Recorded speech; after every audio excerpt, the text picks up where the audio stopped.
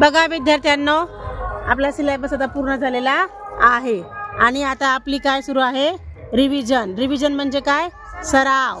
आता मी तुम्हाला काही प्रश्न आणि उत्तर सांगणार आहे, ते तुम्ही माझ्या मागे मागे काय करायचे, म्हणायचे आहेत आणि मग ते आपल्याला मनाने लिहून दाखवायची प्रॅक्टिस करायची आहे. चला, प्रश्न पहिला आहे ओळखा पाहू. काय नाव आहे प्रश्नाचं, ओळखा पाहू. आठ खात्यांचे मंडळ, अष्टमंडळ. आठ खात्यांचे मंडळ, अष्टमंडळ. पहिरजी नाईक या खात्याचे प्रमुख होते. छत्रपती शिवाजी महाराजांचे वेगवेगळे खाते होते, बरोबर आहे ना. पहिरजी नाईक हे तेर खात्याचे काय होते, प्रमुख होते. कोणत्या खात्याचे होते, खात्याचे प्रमुख होते. महाराजांनी बांधलेल्या मालवण जवळील जलदुर्ग. जलदुर्ग म्हणजे काय, पाण्यामध्ये जो किल्ला बांधला जातो त्याला जलदुर्ग असं म्हटलं जातं.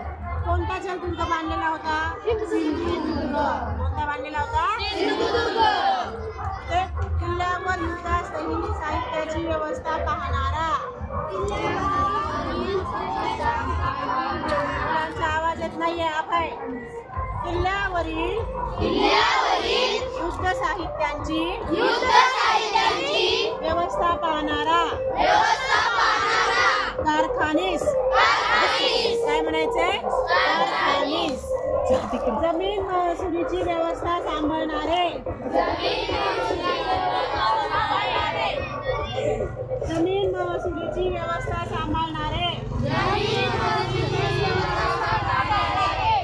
अण्णाजी दत्तो.